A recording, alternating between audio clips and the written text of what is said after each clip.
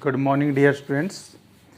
Today we will start our next chapter, that is chemistry of noble gases. कि आपके पास जितने भी noble gases हैं उनको आप रेयर गैस, इनर्ट गैसेज भी बोलते हो, रेयर गैसेज भी बोला जाता था उनको। तो उनके अलग अलग नाम थे। उनको 18 ग्रुप एलिमेंट भी बोला जाता है, कोई 0 ग्रुप एलिमेंट भी बोलता है। तो बहुत सारे नेम हम देखते हैं, इन सब नेम्स का मतलब क्या था, किस तरीके से हम इनको लेते थे। सबसे पहले आपको पता होना चाहिए कि हम बोलते किन को हैं।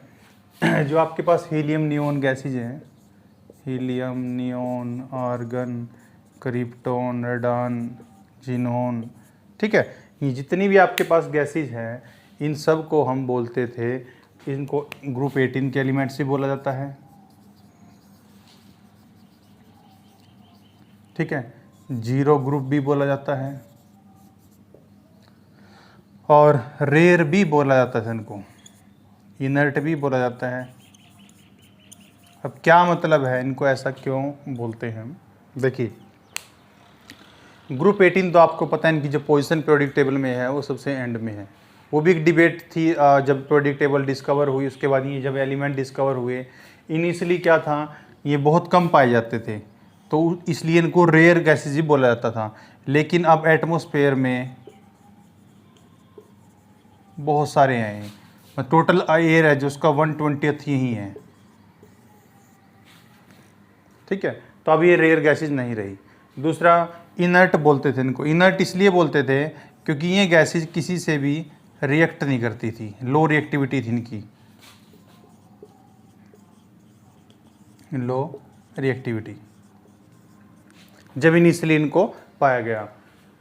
0 ग्रुप भी इसीलिए बोलते थे, और 18 का पोजीशन थी जो हमने पीरियोडिक टेबल में सबसे एंड में रखी थी, क्योंकि इन गैसेज की जो इलेक्ट्रॉन एफिनिटी थी वो 0 थी। हम ये बोलते थे, इसी के बेस पे है ऑक्टेट रूल भी आया था, कि ऑक्टेट रूल क्या कहता है कि जिसके आउटर मोस्ट सारे इलेक्ट्रॉन फील्ड हैं उसका ऑक्टेट कंप्लीट है, तो हम उसको बोल देते थे कि उस कंडीशन में वो फर्दर रिएक्ट नहीं करेगा। सेम यहाँ पे भी हुआ था। इसके ना तो किसी भी हमारे कंपाउंड के किसी भी एलिमेंट के साथ से कंपाउंड बने हुए थे, तो बिल्कुल इनर्ट था, रिलक्टेंस थी इसकी रिएक्टिविटी के अंदर, कोई रिएक्टिविटी नहीं होती थी। ठीक है, तो ये इसके कुछ चीज़ें थी। अब इनको नोबल गैसेज भी बोला जाता था, नोबल गैसेज, क्योंकि बाद में जा कर के इनके कुछ कंपाउंड मिले, तो उससे अब इनको हम इनर्ट गैसेज बोलना ठीक नहीं था, क्योंकि जब इनके कुछ जिसने कुछ कंपाउंड बना लिया मतलब उसने कोई ना कोई रिएक्शन की होगी। अगर उसने कोई ना कोई रिएक्शन की है तो हम उसको इनर्ट नहीं बोल सकते, उसको शरीफ नहीं बोल सकते। ठीक है, ठीक है, नोबल है, कुछ एक सिलेक्टेड के साथ करता है रिएक्शन, वो हम कह सकते हैं। ठीक है, तो ये डिफरेंट इनके बारे में मिथ्स थे भाई, इनको किस तरीके से रखा जाता है। अब 1 बाय 1 करके हम इसकी चीज़ें सारी डिस्कस करेंगे। सबसे पहला तो यही था कि इसकी पोजीशन है जो आपकी पीरियोडिक टेबल में वो कहाँ होनी चाहिए। अब इसको आप बीच में तो नहीं रख सकते थे किसी भी सिस्टम के। जब आपने स्टार्टिंग में मेंडलीव ने चीज़ें अरेंज की तो उस टाइम पे इन गैसेज की डिस्कवरी नहीं थी, नोबल गैसेज की। तो उसके बाद इनको आप एक्सट्रीम राइट में इसलिए रखा गया था इनको, क्योंकि आप इधर से उस साइड जाते हो तो इलेक्ट्रॉन एफिनिटी बढ़ती है, लेकिन एंड में जा करके जो इलेक्ट्रॉन एफिनिटी थी जब ऑक्टेट कंप्लीट हो गया तो वो 0 हो जाती थी। तो इसलिए इनको राइट साइड में पीरियोडिक टेबल में उस टाइम डिस्कशन करके रखा गया। इनको 0 ग्रुप इसलिए बोलते थे, उस टाइम भी 0 ग्रुप भी बोल देते थे इनको। ठीक है, और ग्रुप 18 एलिमेंट के दो तो थे ही साथ में।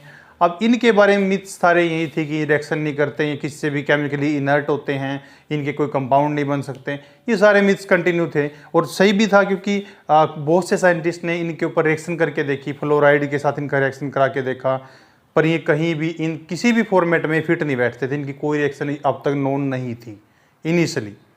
उसके बाद इसका ये इसकी पोजीशन के बारे में है, जो इसकी पोजीशन पीरियोडिक टेबल में है, कि उसके बारे में क्या मिथ है। अब इनकी जो डिस्कवरी थी उसके बारे में कुछ चीज़ें हैं कि इन एलिमेंट्स की डिस्कवरी हुई कैसे।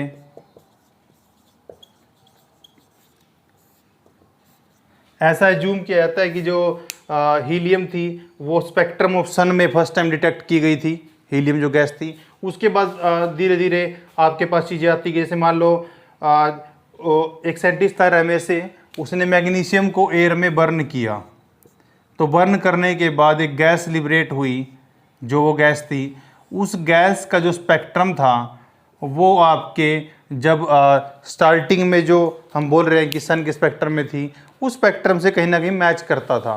तो इस तरीके से चीज़ें धीरे धीरे डिस्कवर होना शुरू हुई और इनकी डिस्कवरी होगी। ये कोई बड़ा इतना मतलब वो टॉपिक नहीं है, डिस्कवरी है सिंपल, जिस तरीके से डिस्कवरी हुई है। अब जो मेन टॉपिक आता है वो ये आता है कि इनकी डिस्कवरी तो हो गई, बेसिकली इनके कंपाउंड क्यों नहीं नोन थे, इनकी जो कंपाउंड बनाते थे वो नोन क्यों नहीं थे। ठीक है, अब उसको हम डिस्कस करेंगे।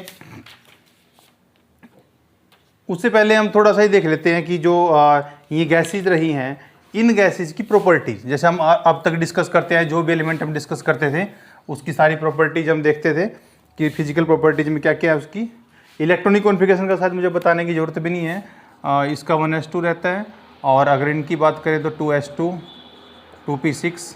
ठीक है, मैं आउटर लिख देता हूँ, इसमें वैसे 3s2 3p6 और यहाँ 4s2 4p6।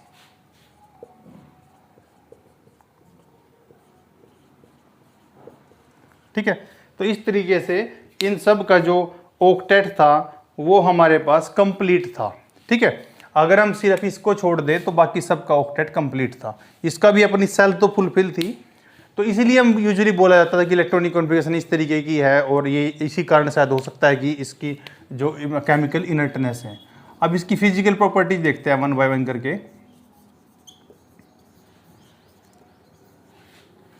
फिजिकल प्रॉपर्टी में आपको पता है, पहले भी डिस्कस जब करते थे तो हम उसमें मेन सी बातें ही लेते थे कि सबसे पहले हम देखते थे कि उसका एटॉमिक रेडियाई का क्या ट्रेंड है, एटॉमिक रेडियाई। ठीक है, तो अगर आप डाउन द ग्रुप आ रहे हो, ऊपर से नीचे की तरफ आ रहे हो, तो आप देख रहे हो सेल्स इंक्रीज होती जा रही हैं 2s से 3s, आउटर में देख लो अगर आप 6s 6p तक। तो अल्टीमेटली क्या हो रहा है, उसमें नंबर ऑफ सेल्स इंक्रीज हो रही है। नंबर ऑफ सेल्स अगर इंक्रीज होंगी तो हम कह सकते हैं कि उसका एटॉमिक रेडियाई इंक्रीज होगा, increase with down in the group. ठीक है, एटॉमिक रेडियाई। अब दूसरा फैक्टर आता है, जब आप इसको इंक्लूड कर रहे हो इस चीज़ को कि आपका जो एटॉमिक रेडियाई है वो इस तरीके से रहेगा। अब नेक्स्ट फैक्टर इसका था हमारे पास आयनाइजेशन एनर्जी का, आयनाइजेशन एनर्जी। और आप पढ़ते आए हो कि आयनाइजेशन जो एनर्जी होती है वो आपकी इनवर्सली प्रोपोर्शनल होती है एटॉमिक रेडियाई की। जितना आपका रेडियाई छोटा होगा उतनी एनर्जी ज़्यादा देनी पड़ेगी। तो इसका मतलब डाउन द ग्रुप ये आपकी डिक्रीज करेगी, decrease down the group. Starting में ज़्यादा होती है, आपकी बुक में टेबल भी बना के दे रखी है, स्टार्टिंग वाले एलिमेंट की ज़्यादा होती है, और उसके बाद जो नीचे एलिमेंट जितना साइज बढ़ता चला जाएगा, न्यूक्लियस का आउटर मोस्ट इलेक्ट्रॉन पे उतनी पहुंच कम हो जाएगी। और आयनाइजेशन पोटेंशियल या आयनाइजेशन एनर्जी आप किसको बोलते हो कि it is the amount of energy which is required to remove a loosely bounded electron from the isolated gases atom. ठीक है, तो इसका मतलब आपको आउटर मोस्ट इलेक्ट्रॉन निकालने के लिए जितनी कम एनर्जी देनी पड़ेगी उतनी आपके आयनाइजेशन पोटेंशियल कम हो जाएगी। तो इस तरीके से अब ये दोनों आपस में एक दूसरे के अपोजिट थे। नेक्स्ट पॉइंट है हमारे पास इलेक्ट्रॉन एफिनिटी। मैं आपको बता ही चुका हूँ कि इलेक्ट्रॉन एफिनिटी होती है कि आपके पास आप किसी भी जो इलेक्ट्रॉन को अपनी सेल में ऐड कराते हैं तो उस टाइम जो एनर्जी निकलती है उसको इलेक्ट्रॉन एफिनिटी कहते हैं। तो आपको पता है इसके आउटर मोस्ट सारे कंप्लीट है, जिसके सारे आउटर मोस्ट में कंप्लीट है तो वो किस लिए फर्दर इलेक्ट्रॉन लेगा, नहीं लेगा। तो इसलिए इलेक्ट्रॉन एफिनिटी जो होती है वो 0 होती है इनकी। ठीक है, नेक्स्ट फैक्टर हमारे पास है मेल्टिंग पॉइंट और बॉइलिंग पॉइंट का। मेल्टिंग पॉइंट और जो बॉइलिंग पॉइंट फैक्टर्स हैं ये आपके फोर्सेस पे डिपेंड करते हैं कि उनके बीच में कैसी फोर्सेस है। तो आपको पता ही है जो आपके पास नोबल गैसेज है इनके अंदर आपकी वंडर वाल फोर्स ऑफ अट्रैक्शन है, और जो वंडर वाल फोर्स ऑफ अट्रैक्शन आपके पास यहाँ पे प्रेजेंट है, वंडर वाल फोर्सेस। अब आपको पता है ये आपके ionic bond, covalent bond, wonder वाल फोर्सेस, इनमें वंडर वाल फोर्सेस जो होती हैं वो सबसे कम, सबसे वीक फोर्सेस है। अगर वो वीक फोर्सेस हैं तो इन गैसेज का जो बॉइलिंग पॉइंट और मेल्टिंग पॉइंट है वो लो होगा।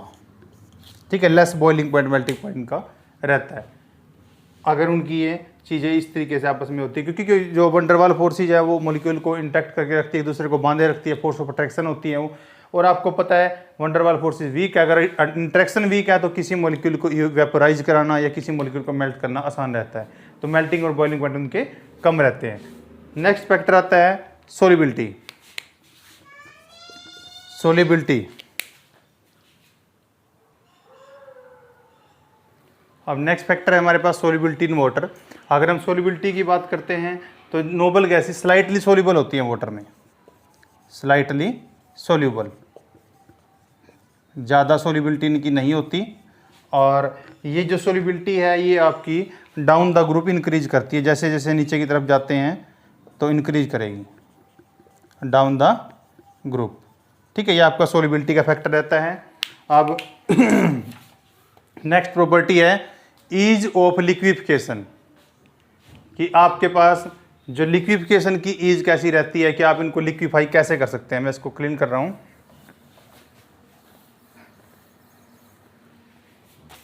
किसी भी गैस को अगर आप ईज ऑफ लिक्विफिकेशन पे लेके आते हो तो वो टेंडेंसी होती है उस गैस को लिक्विफाई करने की, ईज ऑफ लिक्विफिकेशन।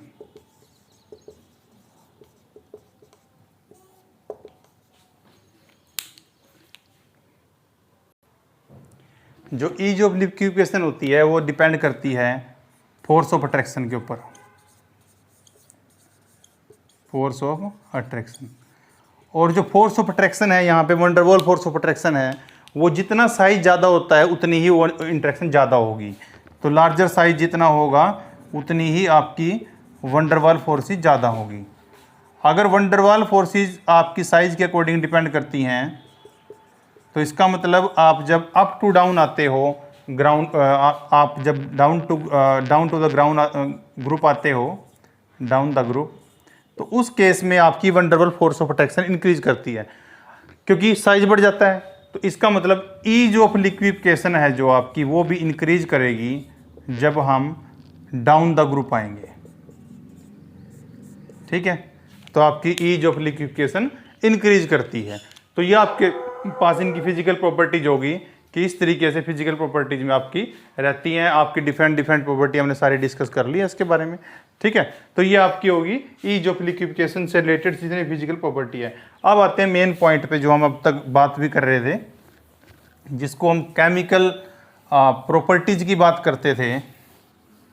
फिजिकल की है, अब केमिकली देखते हैं क्या आज तक इनकी डिस्कवरी क्यों नहीं हो पाई, इनके कंपाउंड नोन क्यों नहीं थे। तो केमिकल प्रॉपर्टीज पे आते हैं।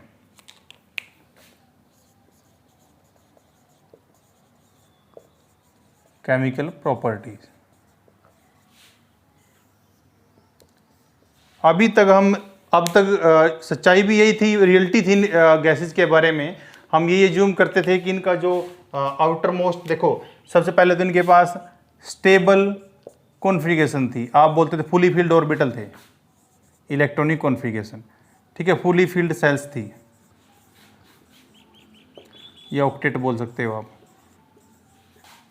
एक्सेप्ट आपका हीलियम जहां 1s2 था, बाकी सब में ऑक्टेट कंप्लीट था।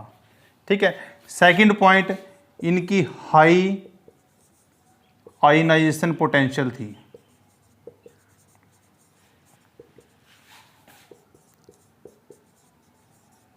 ठीक है, थर्ड पॉइंट था इलेक्ट्रॉन एफिनिटी 0 थी।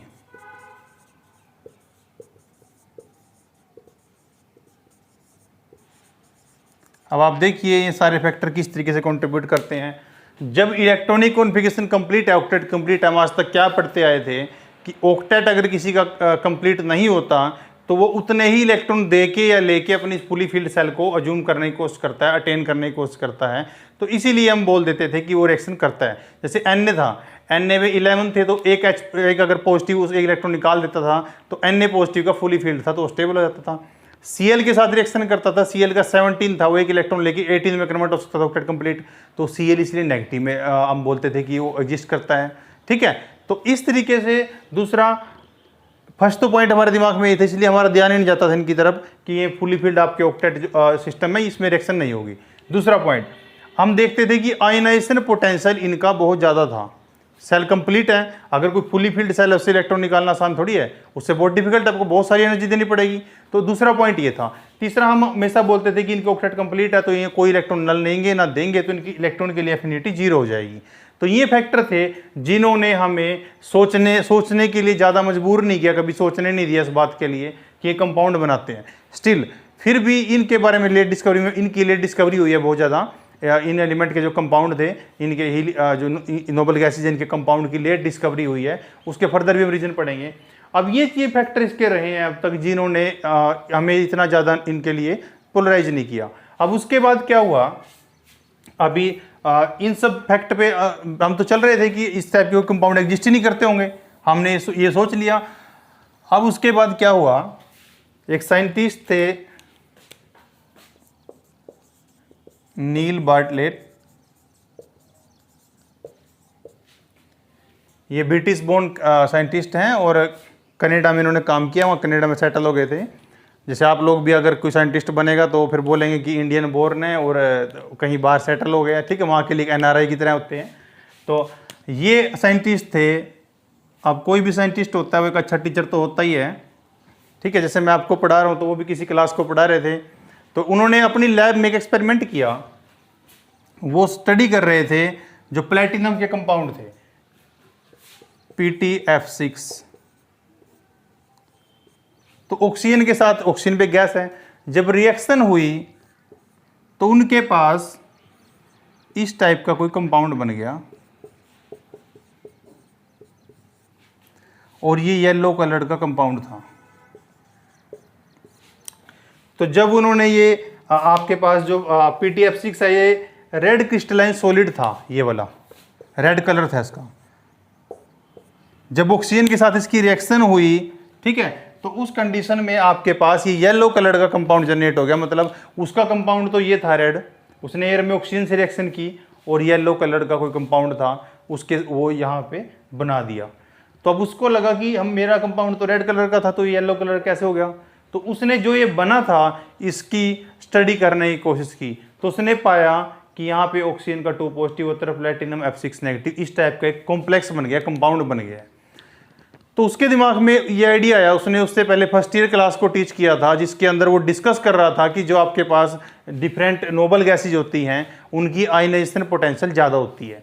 तो उसने अब O2 जो आपके पास गिवन है, O2 की जो आयनाइजेशन पोटेंशियल होती है वो 1175 किलो जूल पर मोल है।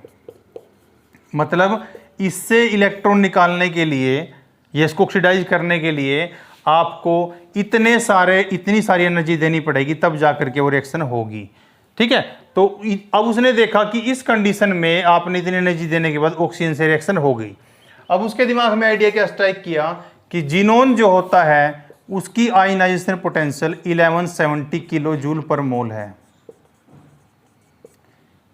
तो यहां से उसके दिमाग में आइडिया क्रैक हुआ है कि आप अगर इतना सारी एनर्जी दे करके O2 को ये कंपाउंड ऑक्सीडाइज कर सकता है तो इसकी तो एनर्जी इससे थोड़ी कम है फिर भी, तो इसका मतलब ये इसके साथ भी कंपाउंड बना सकता है। तो उसने सिमिलर रिएक्शन जिनोन के साथ करके देखी, जिनोन,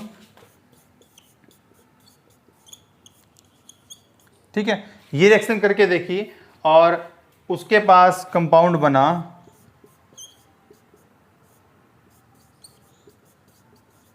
नेगेटिव, ये भी येलो कलर का कंपाउंड था, ठीक है। तो इसका मतलब ये रिएक्शन पॉसिबल हो गई। उसके दिमाग में आइडिया यहां से क्रैक किया और उसने ये रिएक्शन करके देखी तो ये रिएक्शन हो गई। तो तब उसको आइडिया लगा कि इसके कंपाउंड भी बन सकते हैं, ये कंपाउंड भी हो सकते हैं, ऐसे कंपाउंड बन सकते हैं। इसका मतलब जिनोन के भी कंपाउंड फर्दर पॉसिबल हैं। और इसी आइडिया के मार्केट में आते ही बहुत सारे साइंटिस्ट ने जिनोन के साथ फ्लोराइड के कंपाउंड बना दिए, ये वाले कंपाउंड जो पहले नोन नहीं थे, ठीक है। तो सिर्फ इस यहीं से एक आइडिया आया, एक पॉइंट आया कि इसका मतलब ये मिथ था जो हमारा, ये वहम टूट गया कि जिनोन या नोबल गैसेज रिएक्शन नहीं करते, ठीक है। जिनोन मैक्सिमम कंपाउंड बनाता है और क्रिप्टोन आपके मिनिमम कंपाउंड बनाता है, ठीक है। बहुत कम कंपाउंड है क्रिप्टोन के साथ नोन। तो इसका मतलब हम ये नहीं कह सकते कि नोबल गैसेज रिएक्ट ही नहीं करती। नोबल गैसेज जो वर्ड था वो इसके बाद आया, उससे पहले इनर्ट गैसेज बोला था। इनर्ट का मतलब कौन होता है? जो रिएक्ट नहीं करता। ठीक है, अब नोबल गैसेज आया कि हर किसी के साथ रिएक्ट नहीं करते, एक स्पेशल कंडीशन में ही रिएक्ट करते हैं। ठीक है, तो इसीलिए ये उसके बाद जैसे ये आइडिया पब्लिश हुआ, तुरंत ये आया कि बहुत सारे लोगों ने जिन्होंने कंपाउंड बना दिए फ्लोरीन के साथ या फर्दर उसके साथ रिएक्शन की, ताकि उसके बाद डिफरेंट कंपाउंड उसके बहुत सारे मार्केट में। और यही ब्रेक थ्रू था जहाँ से हम कह सकते हैं कि discovery of noble gases compound start हुई। और इसीलिए लेट डिस्कवरी थी कि हमारा मिथ था, तो ये भी उसके दिमाग में इस रिएक्शन से क्लिक हुआ सिर्फ कि ये कंपाउंड आपको होता है। साइंस इसी तरीके से प्रोग्रेस करती है।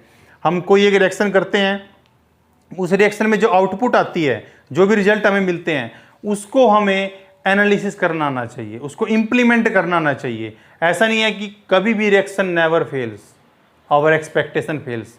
मान लो मैंने कोई दो कंपाउंड मिक्स किए, मुझे उम्मीद थी ये बनना चाहिए, वो नहीं बना, लेकिन इसका मतलब ये नहीं होना चाहिए कि मैं उस कंपाउंड को फेंक देता हूँ। हमारा तो कंपाउंड बना नहीं, कुछ ही बना, ABCD फेंक दिया। आपकी हैबिट होनी चाहिए कि आप उसको एनालाइज करो, कुछ तो बना होगा। साइंस तो फेल नहीं हुई ना। अगर वो रिएक्शन नहीं हुई, आपके जो रिएक्टेंट है वो ऐसा सच पड़े हैं, तब भी आपके पास इंफॉर्मेशन है कि ये दोनों केमिकली इनर्ट हैं, ये रिएक्शन नहीं कर सकते। That's the way how science progress. ठीक है, तो ये एक तरीका था जिस तरीके से इसने इस डिस्कवरी को किया और इसके पास कंपाउंड बन गया। उसके बाद बहुत सारे इसके कंपाउंड मार्केट में आ गए।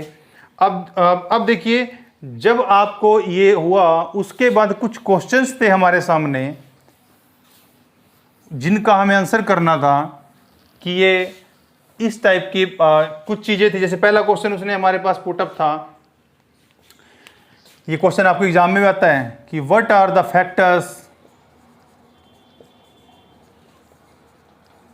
Responsible for late discovery of noble gases.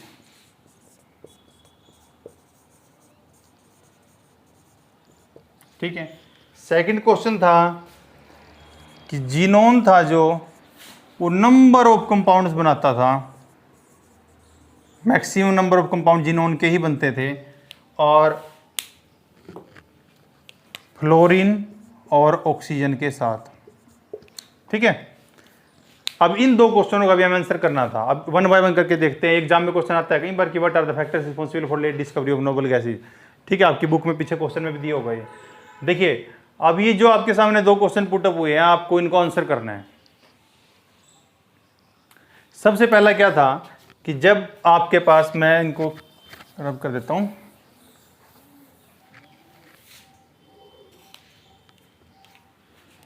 (1962) से पहले ऐसा माना जाता था कि ये जो गैसेज है रिएक्ट नहीं करती। मतलब हम इनको बोल सकते हैं कि ये gases not reactive, they are not reactive at all, उनकी कोई रिएक्शन नहीं होती, ऐसा माना जाता था एट ऑल।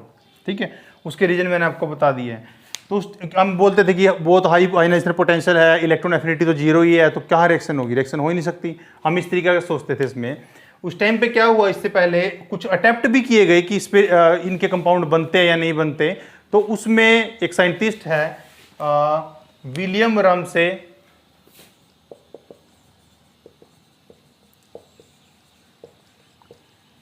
इसने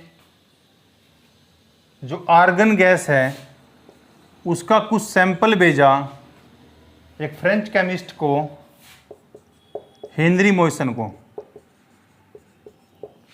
कि आप इसका ये सैंपल भेज रहा हूं मैं और आप इसके कुछ कंपाउंड बना के देखिए, अगर कोई कंपाउंड इसके बन सकते हैं। तो उसने इसके कंपाउंड बनाने की कोशिश की फ्लोरीन के साथ, और रिएक्शन नहीं हुई, रिएक्शन फेल हो गई, कोई कंपाउंड नहीं बना आपका। तो उसने इसको रिजल्ट दिया कि इसके कोई कंपाउंड नहीं बन सकते। और अभी मैंने आपको दो क्वेश्चन किए थे, एक तो इससे और मिथ बढ़ गया कि इसमें कोई रिएक्शन होती नहीं है, ये आपकी एट ऑल रिएक्टिव नहीं है। दूसरा पॉइंट मैंने आपको बोला था कि लेट डिस्कवरी फिर हुई क्यों, जो पॉइंट बोला था, और उसमें सेकंड था कि जीनोन मैक्सिमम कंपाउंड बनाता है, क्योंकि जीनोन का जो आयनाइजेशन पोटेंशियल था, जो आपको बताया था हमने 1170 के अराउंड था, वो बिल्कुल सूटेबल था फ्लोरीन और ऑक्सीजन के साथ कंपाउंड बनाने के लिए, लेकिन आर्गन का नहीं था।